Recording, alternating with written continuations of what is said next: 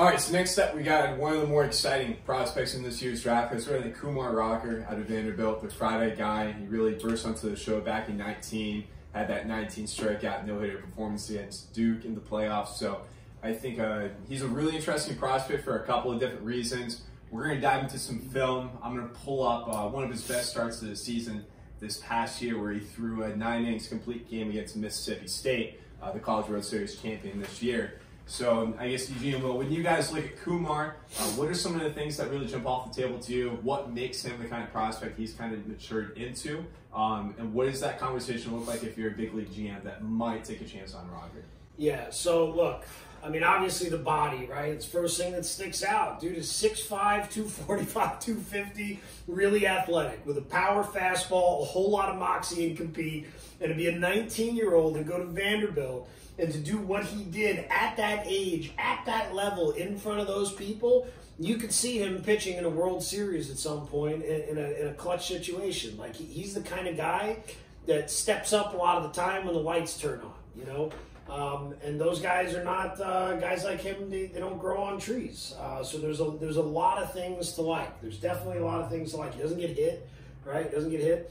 The walks are definitely too high. I know that obviously with Scott over at Vanderbilt's program, the development that he's gotten over there has been really good. I think for him, it needs to continue to evolve. To be blunt, he is an elite prospect. He's an elite body. I think his body needs to move a little cleaner for him to be sustainable for a really long period of time as a starter, right? The workload is going to have to be like current, present, how he's moving. I think the workload is going to have to be less for him to get the longevity out of his career. For me, there's way too much vault in the forearm, okay? However, having said that, I mean, his body can obviously handle some of those stress levels because he's been able to get away with it for a consistent, sustainable period of time. So I don't think, I think he's an elite arm.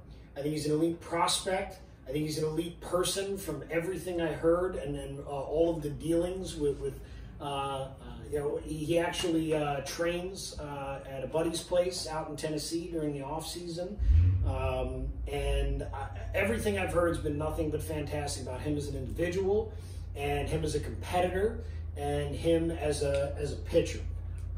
I think he needs to move better for me to be a starter that I'm going to take a really high chance on. But I feel like for me, I project him right now, presently, as potentially a really, really high-level elite major league closer. All right, so when we're looking at Rocker's film, you know, what are some of the things that stand out to you guys? You know, what are the things that, in your opinion, make him such a special prospect?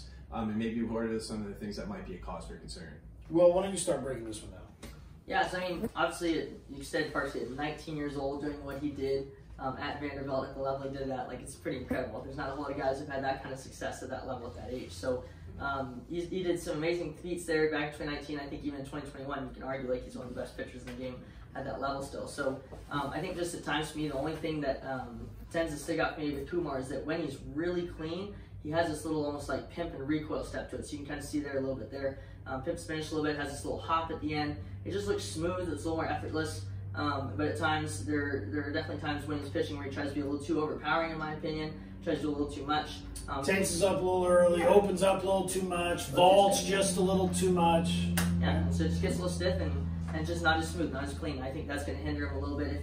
If he can't find out how to get back to being as clean and as easy as he can more consistently, then I think that's going to be a little bit of an issue he's going to run into over time. Whether that's you know, either a longevity standpoint or just effectiveness in game too. So. Yeah, and to be clear, like, I know I talked about him as being like an elite closer. Like, do I think he could be a starter in the big leagues? Yes, 100%. Doing the things the way he's doing them now, not as much. If you look back to the film in 2019, like, if you watch it, the arm is matching playing better. Is that a perfect move? Do I love that move? No. There's a lot of better moves there with the arm, right? Like, if we go back, let's go to the landing position right here. Okay?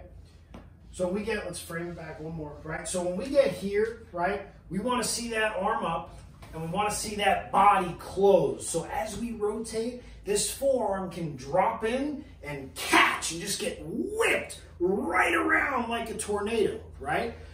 For him, here in 19, it's gonna do that more, right? So keep going, roll it, roll it, roll it, right? So we're seeing him release more in line with his trunk. His forearm is gonna work around more, it's cleaner. Like Will said, it looks a little bit looser, a little easier. There's a better decel move. He's pimping the finish a little bit better. He's stopping more effectively. It's more stable. Now it just looks like he gets a little tense, a little too quick. And even though he's staying closed okay, right, he's still wanting to open and gets a little bit stiff. And then this wants to climb up and over, right? So go ahead and play this one. Forward, forward, forward. So for me, his hips already, he's not down yet. He's still going to keep carrying. They're already in line this way. And as that hip opens with that arm not being up, that's taking his body this way, but this isn't in a position for that to happen yet. I need that arm to be up just a little bit sooner. But yeah, because of the kind of athlete he is, right? Like, he's the kind of guy that might be a fix where say, hey, when you are at your best, you pimp the finish, you have it a little bit smoother. It's just, it's easier, it's more effortless. And that might be something you give him and he finds that real quick. So there's been times this year even where it's been that way. It just hasn't been as consistent as it was in 2019.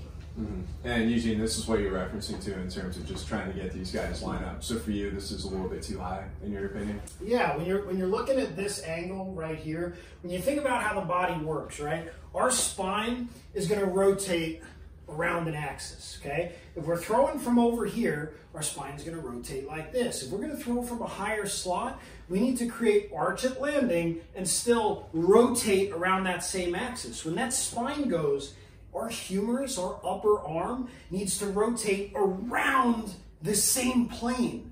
And our humerus has to whip around it and do the same exact thing. It doesn't matter what slot you throw from, right? Guys that throw from high slots and do it well and healthy for a long period of time, they throw sidearm.